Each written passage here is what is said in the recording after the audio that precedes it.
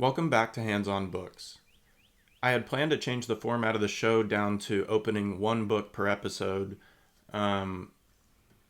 mainly to cut down on time and make these more digestible, but I did that and I still ended up with an hour-long episode. So at this point, I'm just kind of considering the format of the show fluid until I figure out exactly what I want to do. And maybe there isn't an answer, and depending on which books I open, sometimes the time spent to cover the book will be more or less. Like if it's a fiction book, I might not cover it as extensively because I'm not trying to spoil the story or anything.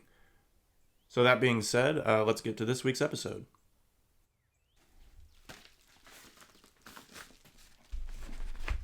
Okay.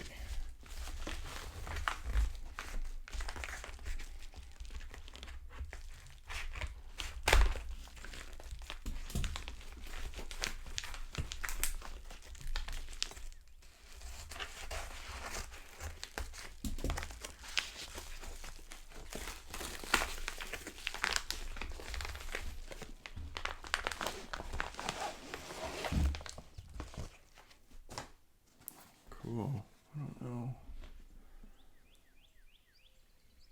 Major Trends in Jewish Mysticism by Scholem. Cool.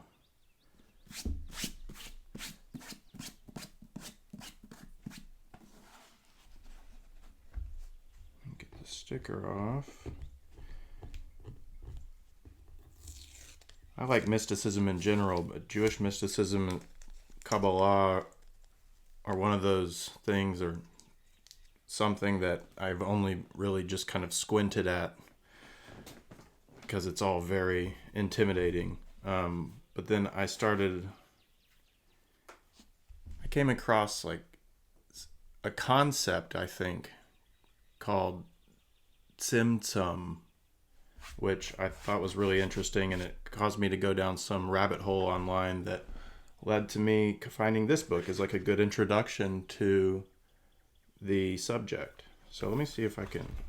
There's no back to read. There's no cover.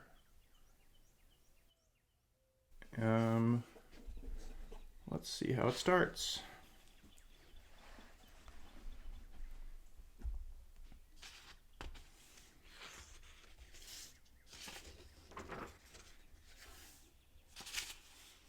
Oops.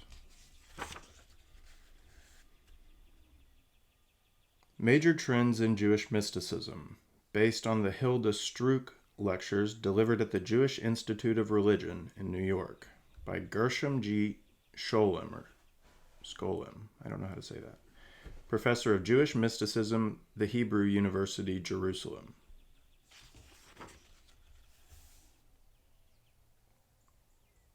Looks like this is 1954. I gotta smell it.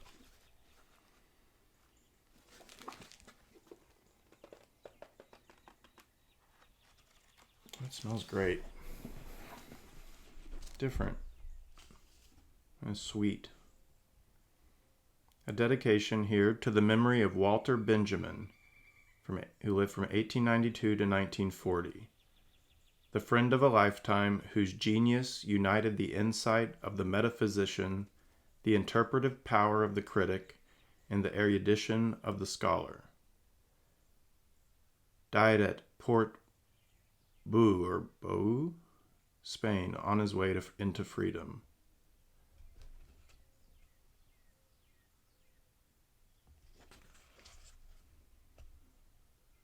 A preface. I'm not sure what would be the best thing to read. The author here, Scholem or Scholem, I should probably look up how to pronounce that.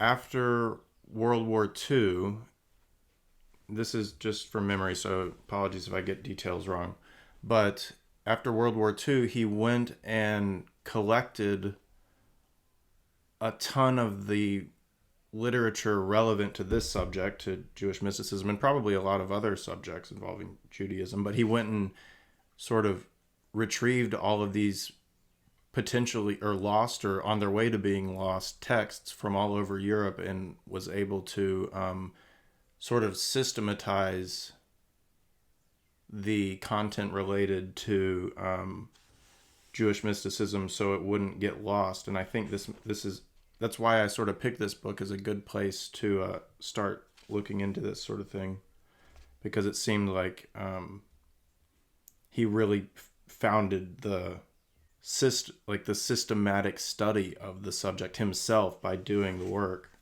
and gathering all of these texts together.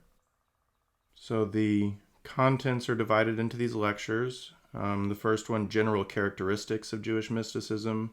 The second lecture is Merkabah Mysticism and Jewish Gnosticism. The third is Hasidism in Medieval Germany. The fourth is Abraham Abulafia and the Doctrine of Prophetic Kabbalism. The fifth is the Zohar 1, the book and its author.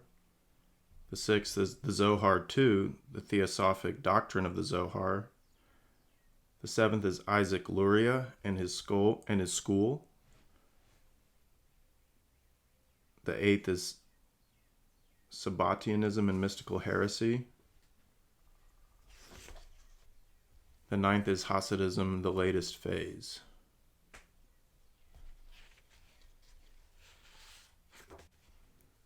Yeah, it's interesting to approach these subjects from the outside. Kabbalah, in particular, if you want to compare it to something like, Advaita Vedanta or certain Christian mystic traditions, seem maybe more available or open for entry for people from different backgrounds, whereas, this is probably a misunderstanding on my part too, but it always seems like you're going to be an outsider in Kabbalah if you're not Jewish, which maybe isn't the case. Okay, after reading a bit of that first section, let's start in the second section, because it might be better for a general understanding. Since Jewish mysticism is to be the subject of these lectures, the first question bound to come up is this: what is Jewish mysticism? What precisely is meant by this term? Is there such a thing, and if so, what distinguishes it from other kinds of mystical experience? In order to be able to give an answer to this question, if only an incomplete one, it will be necessary to recall what we know about mysticism in general. I do not propose to add anything essentially new to the immense literature which has sprung up around this question during the past half-century. Some of you may have read the brilliant books written on this subject by Evelyn Underhill and Dr. Rufus Jones. I merely propose to rescue what appears to me important for our purpose from the welter of conflicting historical and metaphysical arguments which have been advanced and discussed in the course of the past century. It is a curious fact that although doubt hardly exists as to what constitutes the phenomena to which history and philosophy have given the name of mysticism, there are almost as many definitions of the term as there are writers on the subject. Some of these definitions, it is true, appear to have served more to obscure the nature of the question than to clarify it. Some idea of the confusion engendered by these definitions can be gauged from the interesting catalogue of definitions of mysticism and mystical theology, compiled by Dr. Ing as an appendix to his lectures on Christian mysticism. A good starting point for our investigation can be obtained by scrutinizing a few of these definitions which have won a certain authority.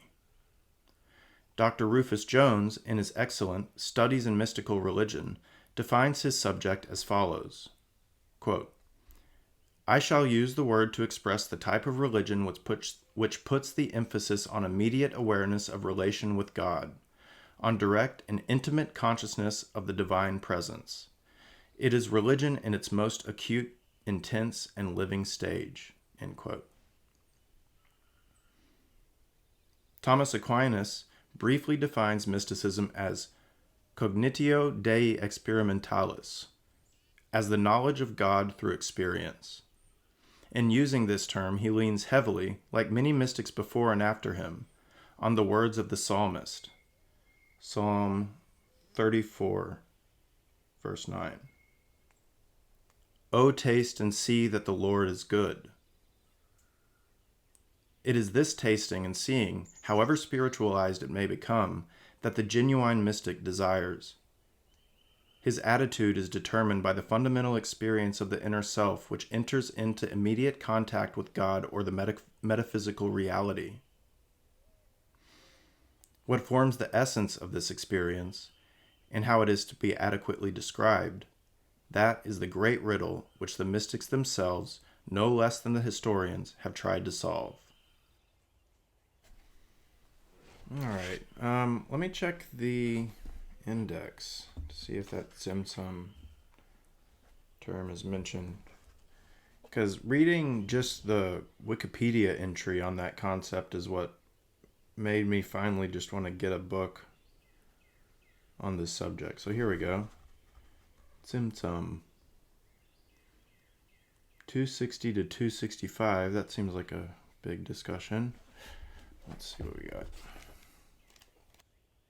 It reminded me of the sort of Deus Odiosus concept, where it's like a withdrawn God. But in that sense, it's more like, or usually used for like an older God from a previous pantheon that might have been overthrown by, or overshadowed by some younger God, but he still exists, but he's kind of in the background. This concept is more like God creating room for the immanent world by withdrawing us from a space within himself, or something like really interesting like that. So let me just read this. As we shall see later on, the form in which Luria presented his ideas is strongly reminiscent of the Gnostic myths of antiquity. The similarity is, of course, unintentional. The fact is simply that the structure of his thoughts closely resembled that of the Gnostics. His cosmogony is intensely dramatic, and I am inclined to believe that this quality, which was lacking in Cordovero's system, partly explains its success. Compared to that of the Zohar, whose authentic interpretation, on the basis of Elijah's revelations, it purports to be, his cosmogony is both more original and more elaborate. The older Kabbalists had a much simpler conception of the cosmological process. According to them, it begins with an act in which God projects his creative power out of his own self into space.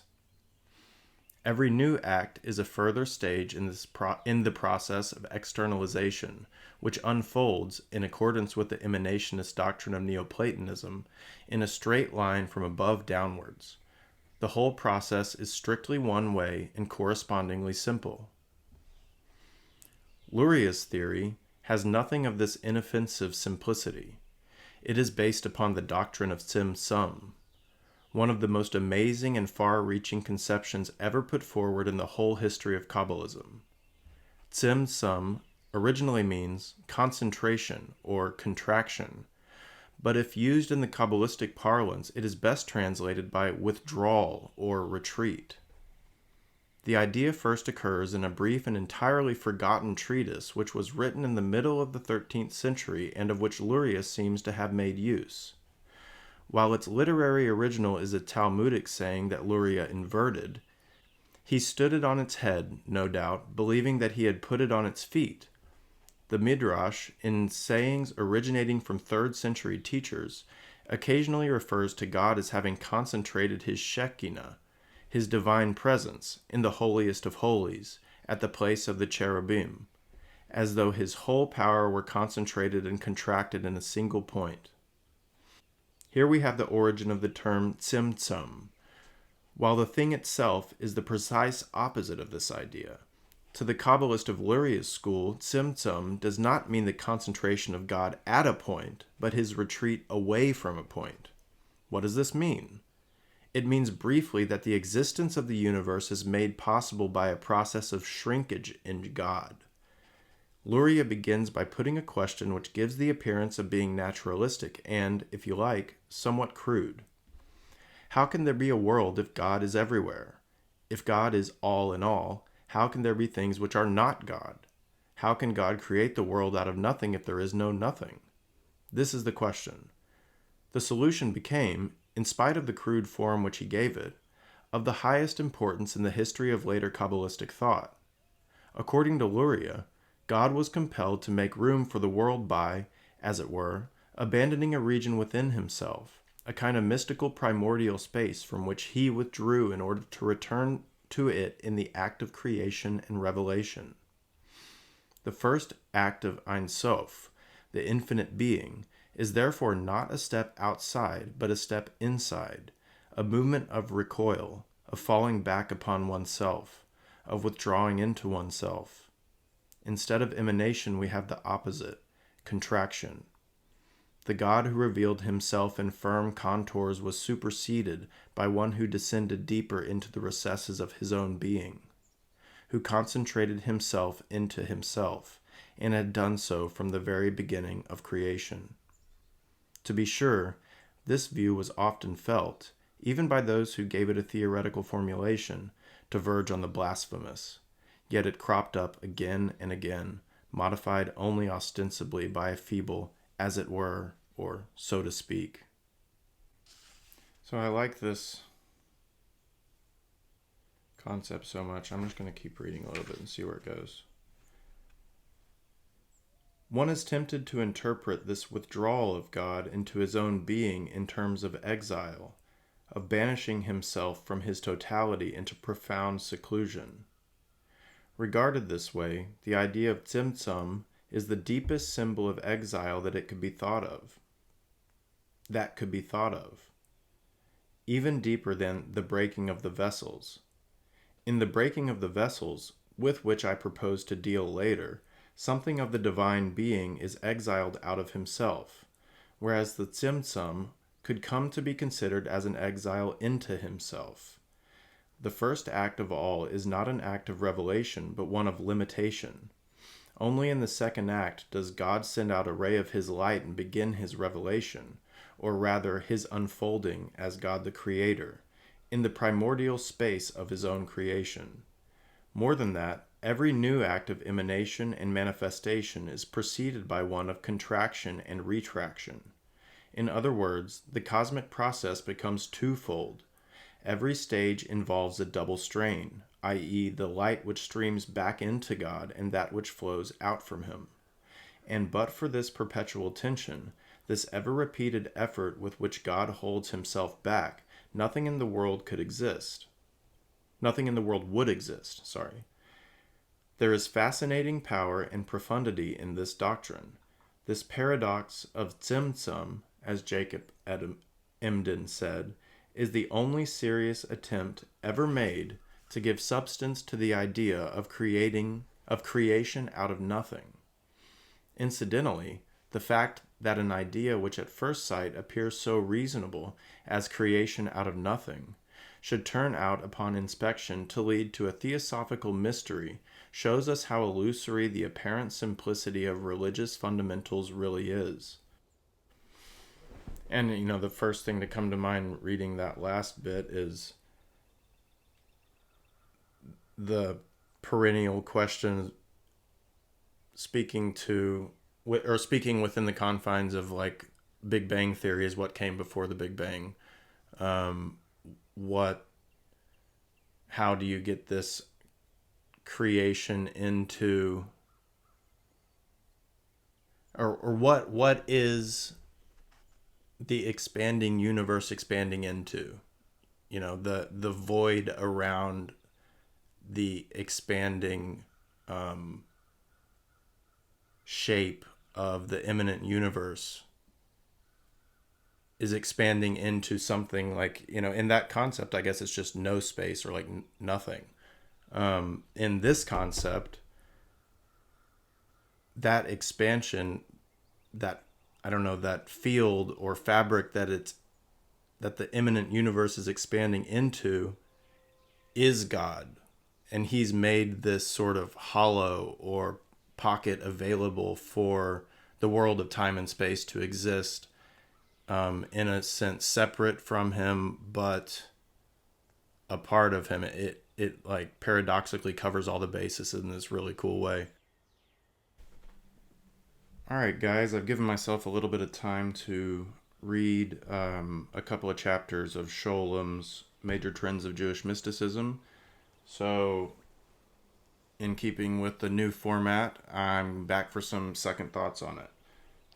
It's a really enjoyable book, first of all, and I went down a little bit of a rabbit hole on Walter Benjamin, who Scholem dedicated the book to, and they were really good friends, and had a very long correspondence with each other. And Benjamin was this German-born Jewish philosopher, literary critic, Frankfurt School kind of guy, kind of tragic, brilliant figure. He found himself a stateless refugee in France before Germany invaded, and ended up having to flee Paris a day before the Wehrmacht took the city, with specific orders to arrest him at his apartment. He and a group of Jewish refugees were trying to make it to Portugal because it was neutral, and from there they could go to the U.S. or wherever. Crossing over from France into Spain, they got to a little town called Portbou in Catalonia, right across the border from France. And at that time in Francoist Spain, the orders were to return these people to France. Benjamin ended up committing suicide by ingesting an overdose of morphine, and in doing so may have actually saved the lives of the rest of the people in that group, because after that the Spanish officials allowed them to continue on, and they eventually made it to Lisbon. Everyone else in that group apparently made it to Lisbon. So maybe they were shocked by Benjamin's suicide, and that's what convinced them to let them go instead of shipping them back to France. He's probably best known for two essays. One of them is Theses on the Philosophy of History, and the other is The Work of Art in the Age of Mechanical Reproduction. So he just seems like a very interesting guy. And that last one, with that title, I wonder if it's worth reading in light of AI produced art. So we're not even talking about mechanical reproduction, we're talking about artificial production of art. Then what is the work of art? All right, so let's get started. I ended up reading 2 chapters of this book. The first one, which was an introductory chapter, General Characteristics of Jewish Mysticism, and the fourth one about Abraham Abulafia and the Doctrine of Prophetic Kabbalism. And I picked that one because I'd heard of Abulafia before, and he seemed really interesting. First off, in the opening segment, I mentioned how you kind of feel like an outsider to something like Kabbalah if you aren't Jewish. And I would add to or modify that by saying you would also feel like an outsider if you don't know Hebrew or either the Hebrew script or the language. Because the more I read about this, the more weight is sort of put on the intrinsic meaning of letters and words, which is sort of like an alien concept to me. But I don't dislike it, but it's hard for me to sort of really feel intuitively. And another thing is that while the concepts that you run into may be universal, they aren't. Like, Kabbalah isn't universal in the sense that it's out there for everyone to enjoy or anything like that. There's no like, and similarly, there's no like evangelistic aspect, or even like an open door that accepts that is sort of like welcoming you in. It's actually kind of the opposite of that, where the writers make it sort of as opaque as possible because they want you to be learning this stuff from someone who already knows it. They don't want it to be available in like books for just anyone to be able to find and pick up and learn about, because in some cases they consider this like secret and dangerous knowledge, which is only meant for a select few. So this all sort of contributes to a very interesting feel where you kind of feel like you're being let in on a secret that, maybe you shouldn't be. So in the intro, there's a section that I want to read, which sort of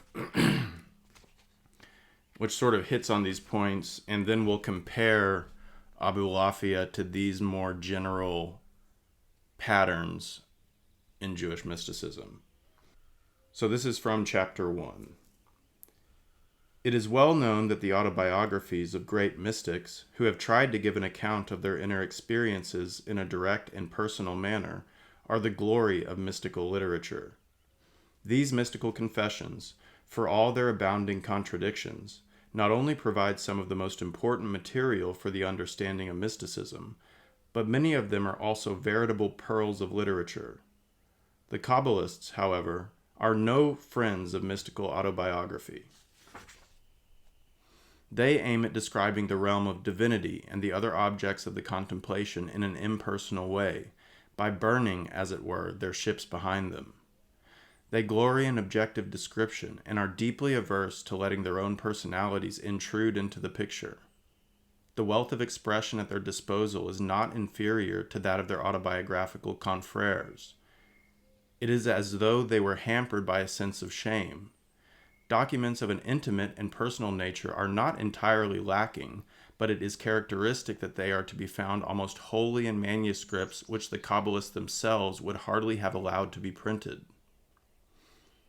There has even been a kind of voluntary censorship, which the Kabbalists themselves exercised by deleting certain passages of a too intimate nature from the manuscripts, or at least by seeing to it that they were not printed. I shall return to this point at a later stage, when I shall give some remarkable instances of this censorship.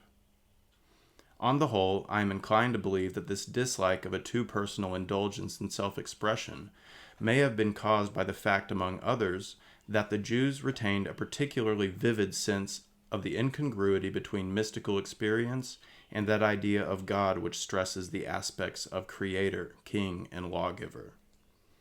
It is obvious that the absence of the autobiographical element is a serious obstacle to any psychological understanding of Jewish mysticism, as the psychology of mysticism has to rely primarily on the study of such autobiographical material. And skipping ahead here, Kabbalism is distinguished by an attitude towards language which is quite unusually positive. Kabbalists who differ in almost everything else are at one in regarding language as something more precious than an inadequate instrument for contact between human beings.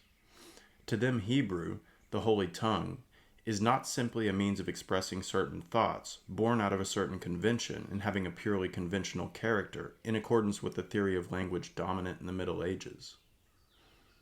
Language in its purest form, that is, Hebrew, according to the Kabbalists, reflects the fundamental spiritual nature of the world. In other words, it has a mystical value. Speech reaches God because it comes from God. Man's common language, whose prima facie function, indeed, is only of an intellectual nature, reflects the creative language of God. All creation, and this is an important principle of most Kabbalists, is, from the point of view of God, nothing but an expression of His hidden self that begins and ends by giving itself a name, the holy name of God, the perpetual act of creation.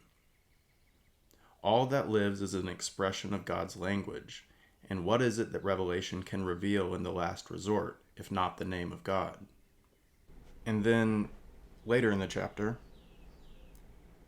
the idea of Jewish mysticism from the start combined the conception of a knowledge which by its very nature is difficult to impart and therefore secret, with that of a knowledge which is the secret tradition of chosen spirits or adepts. Jewish mysticism, therefore, is a secret doctrine in a double sense, a characteristic which cannot be said to apply to all forms of mysticism. It is a secret doctrine because it treats of the most deeply hidden and fundamental matters of human life, but it is secret also because it is confined to a small elite of the chosen, who impart the knowledge to their disciples. It is true that this picture never wholly corresponded to life. Against the doctrine of the chosen few, who alone may participate in the mystery, must be set the fact that, at least during certain periods of history, the Kabbalists themselves have tried to bring under their influence much wider circles, and even the whole nation. There is a certain analogy between this development and that of the mystery religions of the Hellenic period of antiquity, when secret doctrines of an essentially mystical nature were diffused among an ever-growing number of people. I'm trying to keep an open mind with regard to this quite unusually positive attitude towards language that the Kabbalists display, because my default position is that the concepts that we talk about are more important than the names or the labels that we give them, and that a lot of times we'll get hung up on calling something by a different name when really, if we just scratch the surface a little bit, we'd find out we were talking about something, if not the same, then at least similar or understandable. But anyway, there is the aspect here where there's a practical application of the script and the language in that they're used as like tools and meditative techniques to facilitate a mystical union with God. So let's go ahead and get to the chapter on Abraham Abulafia and see how he compares with what we've been discussing. All right, a couple of interesting biographical details on Abulafia. He was born in 1240 and he lived until at least 1291. The Battle of Ain Jalut happens in 1260, southeast of Acre, between the invading Mongols and the Mamluks, who are ruling Egypt, defending Egypt from invasion at this point. The Mongols are completely undefeated as far as my understanding, and this is like the first major battle, at least, that they lose in their entire, since Mongolia, they hadn't lost a battle. So this was like a really big deal for the Mamluks to turn this around, and it just so happened at that time, when Abulafia was 20 years old, he had tried to go find the mythical river Sarmatian, which was the barrier behind which the Assyrians were supposed to have banished the lost 10 tribes of Israel after the kingdom of Israel was destroyed. So, you can hear about these huge battles, and then you forget that they actually have an effect on like someone's life who's just trying to go on like this quest for a mythical river. But anyway, when he was 20, he made it to Acre, had to turn back because of this ongoing conflict between the Mamluks and the Mongols, and sort of commenced this life of wandering and, teaching and writing all of these in like incredible works.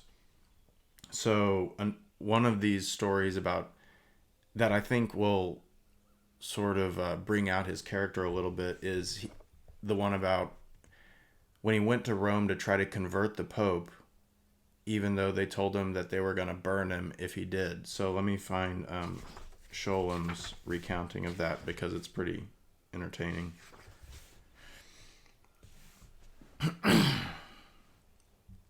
He became the author of prophetical writings, wherein he prefers to designate himself by names of the same numerical value as his original name of Abraham. He prefers to call himself Raziel or Zechariah. Only in the 9th year after the beginning of his prophetic visions, he began, as he says himself, to compose distinctly prophetic writings. although he had written before that time other tracts on different branches of science, among them writings on the mysteries of Kabbalah. In the year 1280, inspired with his mission, he undertook a most venturesome and unexplained task. He went to Rome to present himself before the Pope and to confer with him in the name of Jewry. It seems that at that time he nursed messianic ideas. Well may he have read of such a mission of the Messiah to the Pope in a then very widely known booklet. This contained the disputation of the famous Kabbalist Moses ben Nachman with the apostate Pablo Cristiani in the year 1263. Here Nachmanides said, "When the time of the end will have come, the Messiah will at God's command come to the Pope and ask of him the liberation of his people, and only then will the Messiah be considered really to have come, but not before that." Abulafia himself relates that the Pope had given orders, when Raziel would come to Rome to confer with him in the name of Jewry, to arrest him, and not to admit him into his presence at all, but to lead him out of town and there to burn him.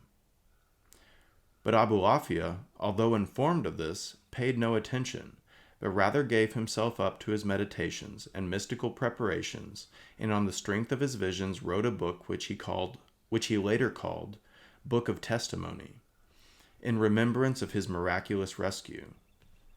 For as he prepared himself to come before the Pope, 2 mouths, as he obscurely expresses himself, grew on him, and when he entered the city gate, he learned that the Pope, it was Nicholas III, had suddenly died during the night. Abulafia was held in the College of the Franciscans for 28 days, but was then set free. Abulafia then wandered about Italy for a number of years. Of these he seems to have spent several in Sicily, where he remained longer than in any other place.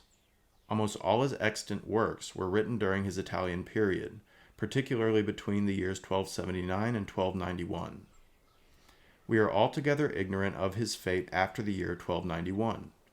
Of his prophetic or inspired writings, only his Apocalypse, Sefer HaOth, the Book of the Sign, a strange and not altogether comprehensible book, has survived.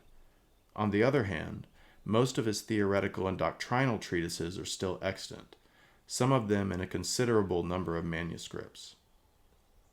I love that, not altogether comprehensible. All right, I'm just going to go back to the beginning of the Abulafia chapter and read some of these parts that I liked. Teaching by word of mouth and implication rather than assertion was the rule. The numerous allusions found in this field of literature, such as, "I cannot say more," "I have already explained to you by word of mouth," "This is only for those familiar with the secret wisdom," are not mere flights of rhetoric. This vagueness, indeed, is the reason why many passages have remained obscure to the present day. In many cases, whispers, and that in esoteric hints, were the only medium of transmission. It is therefore not surprising that such methods should lead to innovations, sometimes startling, and that differentiations arose between the various schools. Even the devout pupil who leaned heavily on the tradition of his master found before him a wide field for interpretation and amplification if he were so inclined. Nor should it be forgotten that the primary source was not always a mere mortal.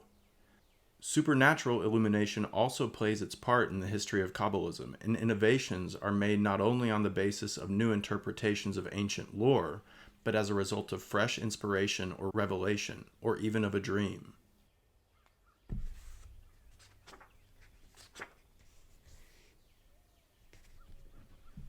While some of the more orthodox Kabbalists, such as Rabbi Yehuda Hayat, about 1500, attacked Abulafia with vehemence and warned their readers against his books, their criticism appears to have aroused only a faint echo. At any rate, Abulafia's influence as a guide to mysticism continued to remain very great. He owed this to the remarkable combination of logical power, pellucid style, deep insight, and highly colored abstruseness which characterized his writings. Since, as we shall have occasion to see, he was convinced of having found the way to prophetic inspiration, and from there to the true knowledge of the divine, he took pains to use a simple and direct style which went straight to the heart of every attentive reader. He went so far as to include among his works a number of what one might call manuals, which not only set out his theory, but also constitute a guide to action. In fact, they can be practiced so easily as to go far beyond his intentions. The point is that although Abulafia himself never thought of going beyond the pale of rabbinic Jewry, his teachings can be put into effect by practically everyone who tries. That probably is also one of the reasons why the Kabbalists refrained from publishing them. Very likely they feared that once this technique of meditation, which had a very broad appeal, became publicly known, its use would no longer be restricted to the elect. Certainly, the success of Abulafia's writing made the ever-present danger of a clash between the mystical revelation and that of Mount Sinai seem more real than ever. Thus, the whole school of practical mysticism, which Abulafia himself called prophetic Kabbalism, continued to lead an underground life. By withholding his writings from the public, the Kabbalists undoubtedly sought to eliminate the danger that people might go in for ecstatic adventures without due preparation and lay dangerous claims to visionary powers. Alright guys, the rest of the show is pretty much going to be 2 extended readings from this chapter on Abulafia. The first one is going to be kind of a description of the theory of Abulafia's ecstatic or prophetic Kabbalah, and then the next one is going to be this great first-hand account from 1295 written by one of Abulafia's students, sharing his own personal ecstatic experiences which come as the result of putting into practice Abulafia's teachings. I shall now try to give a brief synthetic description, one after the other, of the main points of his mystical theory, his doctrine of the search for ecstasy and for prophetic inspiration. Its basic principles have been upheld with varying modifications by all those among the Kabbalists who found in Abulafia a congenial spirit, and its characteristic mixture of emotionalism and rationalism sets its seal on one of the main trends of Kabbalism. Abulafia's aim, as he himself has expressed it, is, quote, to unseal the soul, to untie the knots which bind it. In another quote, all the inner forces and the hidden souls in man are distributed and differentiated in the bodies. It is, however, in the nature of all of them that when their knots are untied, they return to their origin, which is one without any duality and which comprises the multiplicity. End quote. The untying is, as it were, the return from multiplicity and separation towards the original unity. As a symbol of the great mystic liberation of the soul from the fetters of sensuality, the untying of the knots occurs also in the theosophy of Northern Buddhism. Only recently a French scholar published a Tibetan didactic tract, the title of which may be translated, Book on Untying Knots. What does this symbol mean in Abulafia's terminology? It means that there are certain barriers which separate the personal existence of the soul from the stream of conscious cosmic life, personified for him in the intellectus agens of the philosophers, which runs through the whole of creation. There is a dam which keeps the soul confined within the natural and normal borders of human existence and protects it against the flood of the divine stream, which flows beneath it or all around it. The same dam, however, also prevents the soul from taking cognizance of the divine. The seals, which are impressed on the soul, protect it against the flood and guarantee its normal functioning. Why is the soul, as it were, sealed up? Because, answers Abulafia, the ordinary day-to-day life of human beings, their perception of the sensible world, fills and impregnates the mind with a multitude of sensible forms or images, called, in the language of medieval philosophers, natural forms.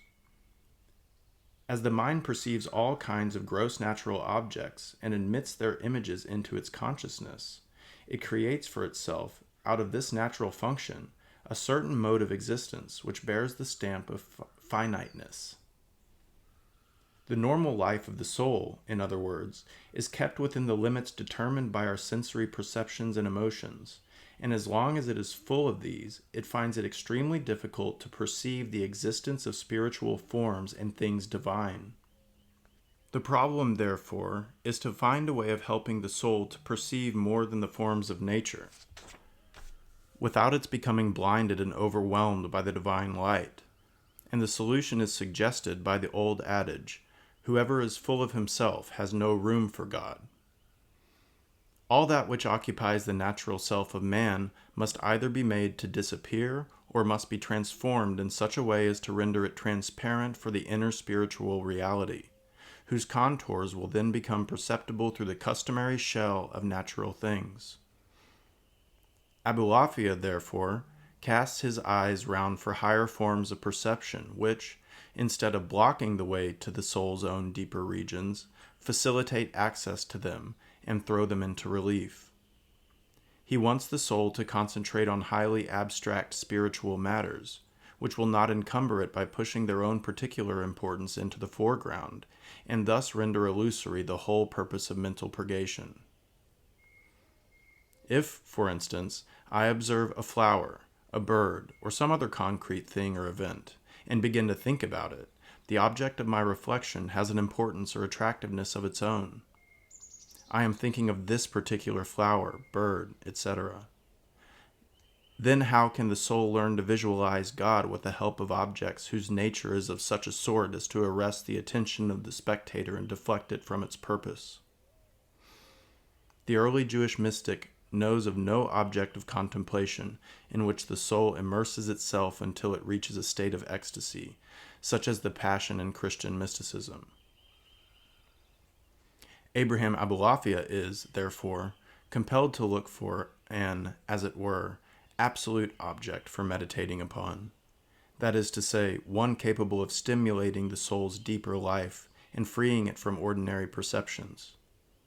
In other words, he looks for something capable of acquiring the highest importance, without having much particular, or if possible any, importance of its own.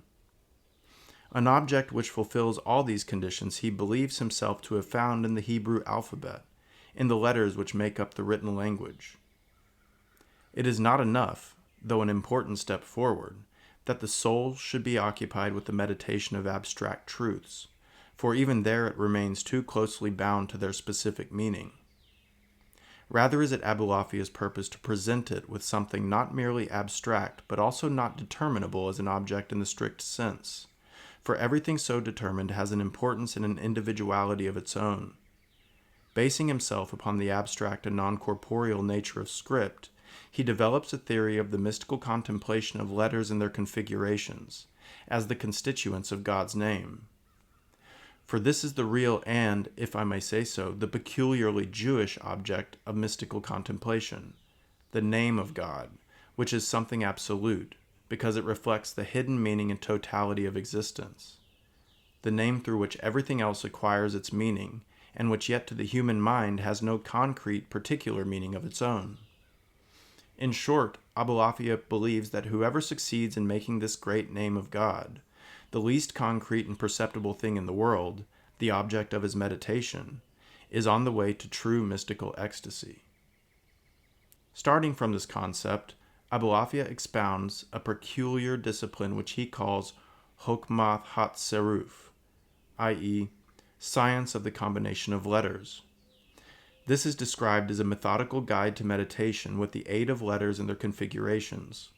The individual letters of their combinations need have no meaning in the ordinary sense.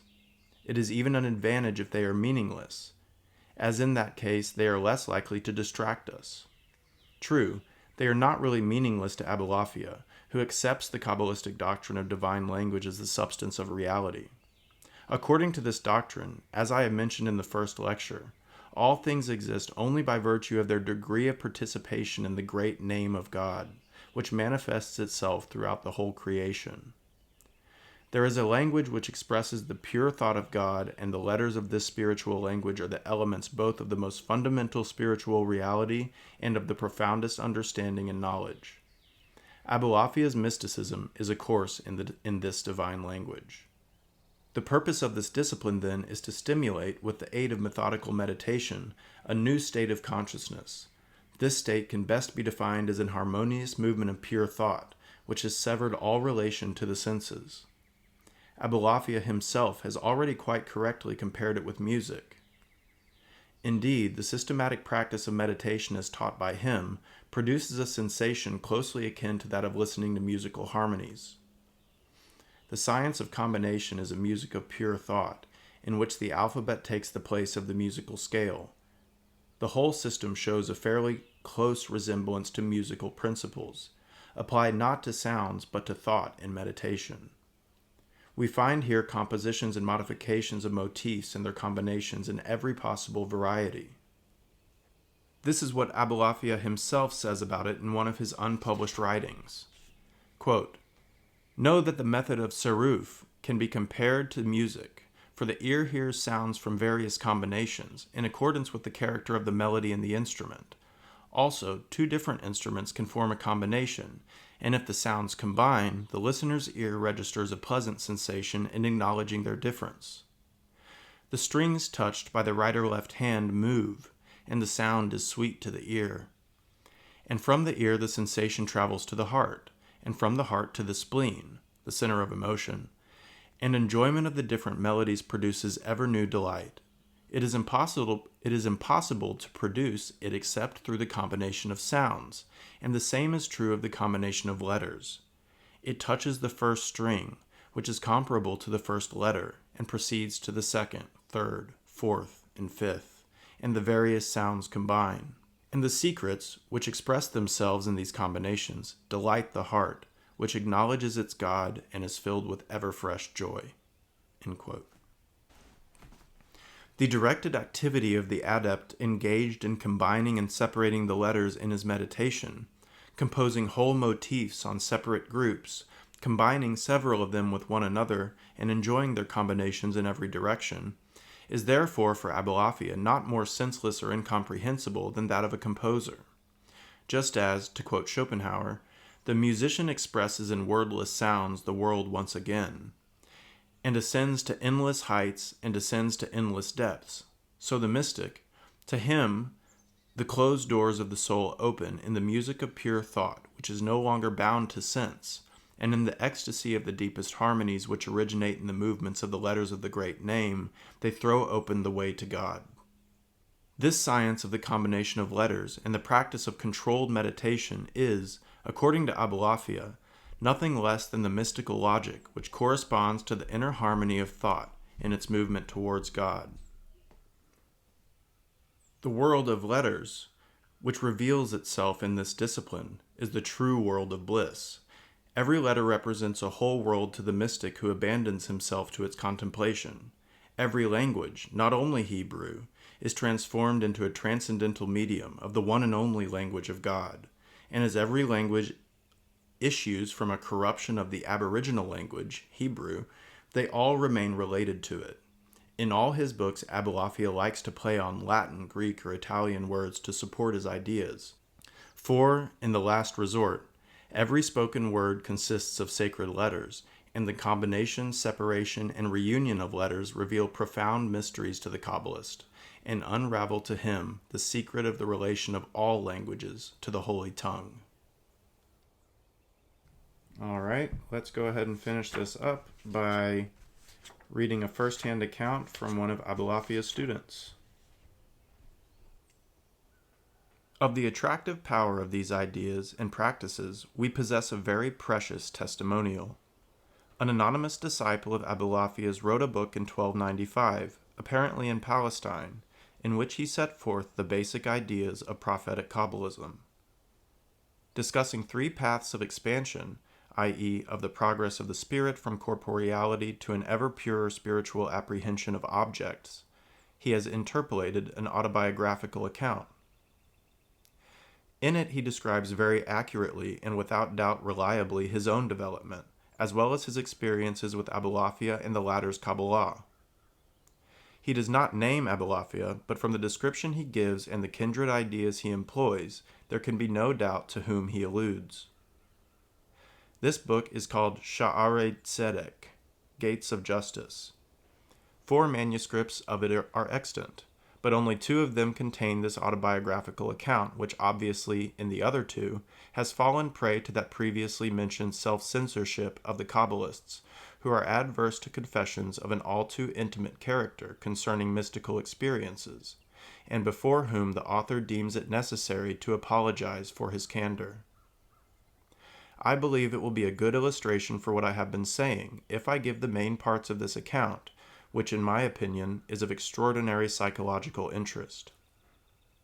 I, so-and-so, one of the lowliest, have probed my heart for ways of grace to bring about spiritual expansion, and I have found 3 ways of progress to spiritualization: the vulgar, the philosophic, and the Kabbalistic way. The vulgar way is that which, so I learned, is practiced by Muslim ascetics. They employ all manner of devices to shut out from their souls all natural forms, every image of the familiar natural world.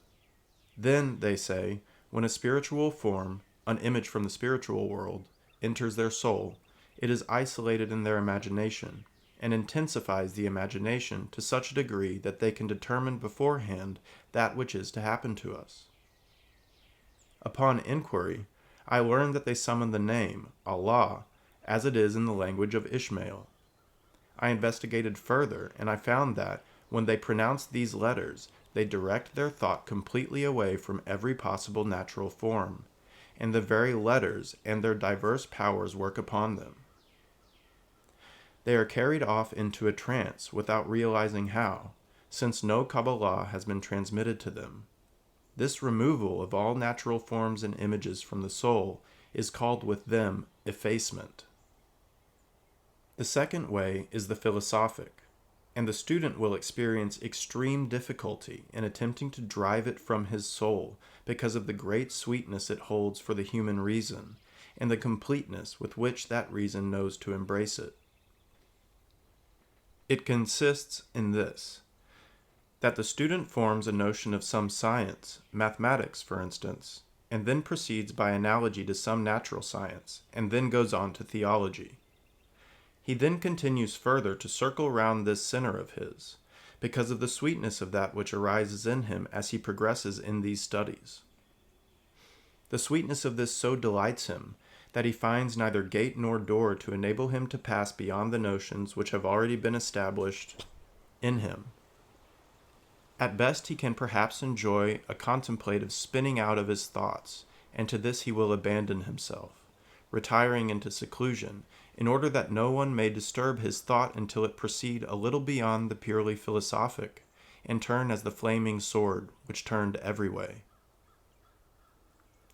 The true cause of all this is also to be found in his contemplation of the letters through which, as intermediaries, he ascertains things. The subject which impressed itself on his human reason dominates him, and his power seems to him great in all the sciences, seeing that this is natural to him, i.e., thus to ascertain them.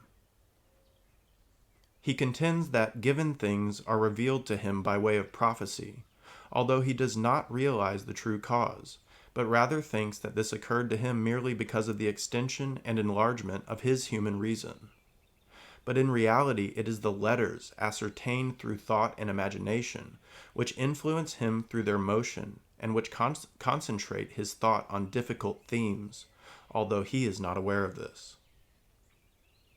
But if you put the difficult question to me, why do we nowadays pronounce letters and move them and try to produce effects with them, without, however, noticing any effect being produced by them?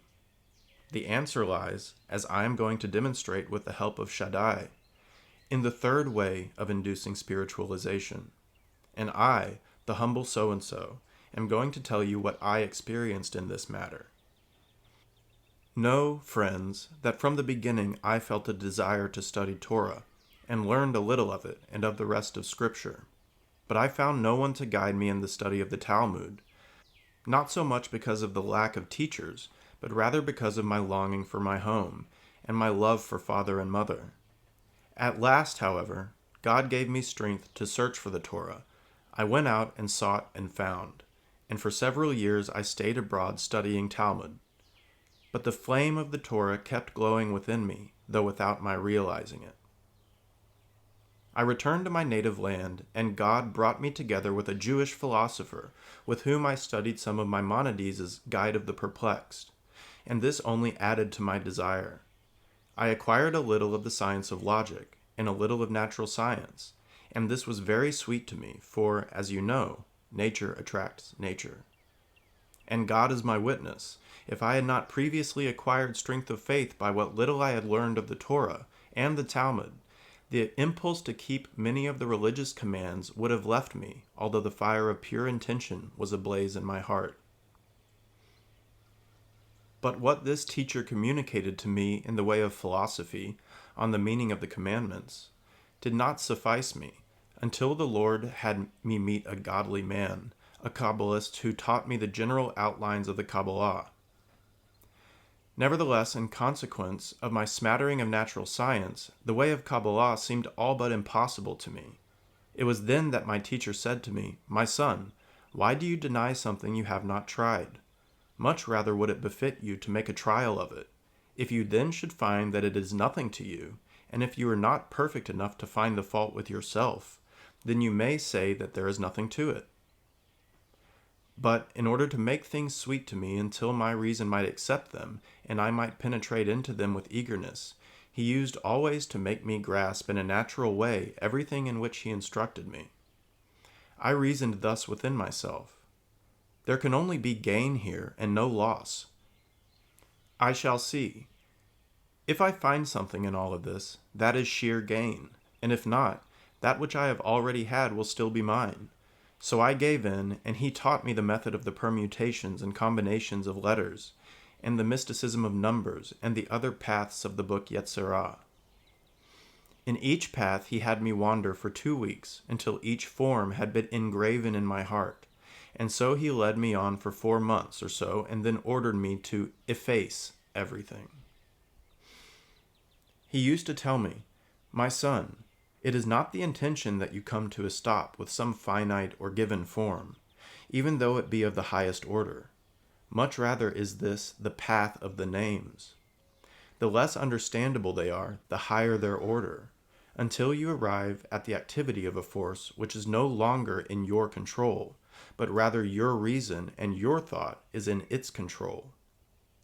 I replied, "If that be so, that all mental and sense images must be effaced, why then do you, sir, compose books in which the methods of the natural sciences are coupled with instruction in the holy names?"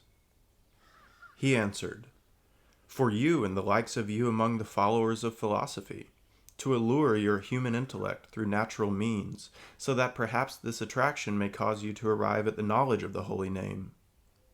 And he produced books for me made up of combinations of letters and names and mystic numbers, gematrioth, of which nobody will ever be able to understand anything, for they are not composed in a way meant to be understood. He said to me, "This is the undefiled path of the names," and indeed, I would see none of it, as my reason did not accept it. He said, "It was very stupid of me to have shown them to you." In short, after 2 months had elapsed, and my thought had disengaged itself from everything material, and I had become aware of strange phenomena occurring within me, I set myself the task at night of combining letters with one another and of pondering over them in philosophical meditation, a little different from the way I do now, and so I continued for 3 nights without telling him. The 3rd night, after midnight, I nodded off a little, quill in hand and paper on my knees. Then I noticed that the candle was about to go out. I rose to put it right, as often happens to a person awake. Then I saw that the light continued.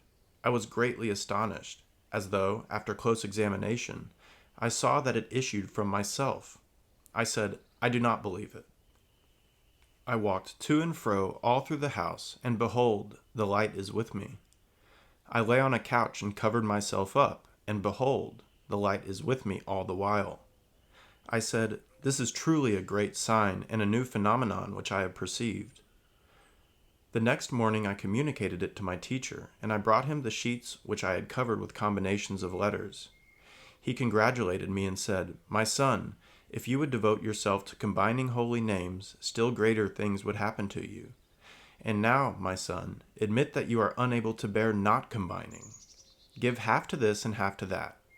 That is, do combinations half of the night and permutations half of the night. I practiced this method for about a week. During the second week, the power of meditation became so strong in me that I could not manage to write down the combination of letters which automatically spurted out of my pen. And if there had been 10 people present, they would not have been able to write down so many combinations as came to me during the influx.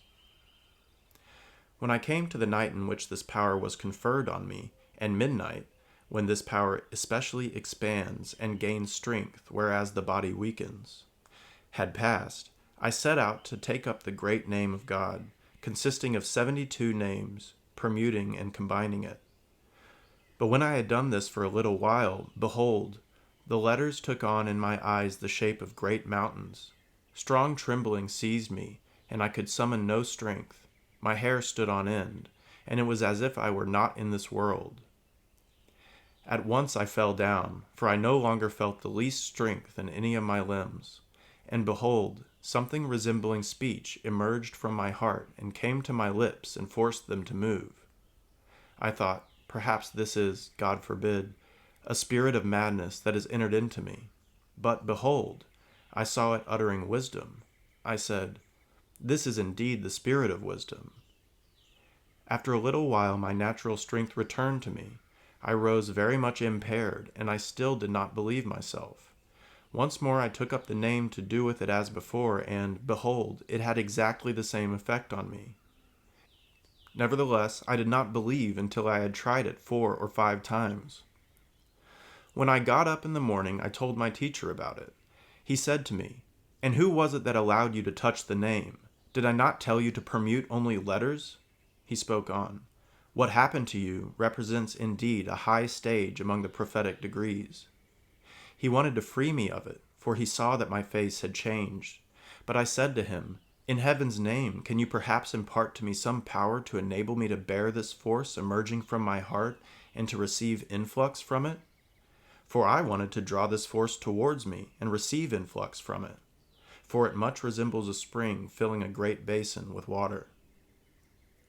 If a man, not being properly prepared for it, should open the dam, he would be drowned in its waters, and his soul would desert him. He said to me, my son, it is the Lord who must bestow such power upon you, for such power is not within man's control. That Sabbath night also the power was active in me, in the same way. When, after 2 sleepless nights, I had passed day and night in meditating on the permutations, or on the principles essential to a recognition of this true reality, and to the annihilation of all extraneous thought, then I had 2 signs by which I knew that I was in the right receptive mood. The one sign was the intensification of natural thought on very profound objects of knowledge, a debility of the body and strengthening of the soul until I sat there, myself all soul. The second sign was that imagination grew strong within me, and it seemed as though my forehead were going to burst. Then I knew that I was ready to receive the name. I also that Sabbath night ventured at the great ineffable name of God, but immediately that I touched it, it weakened me, and a voice issued from me saying, Thou shalt surely die, and not live. Who brought thee to touch the great name?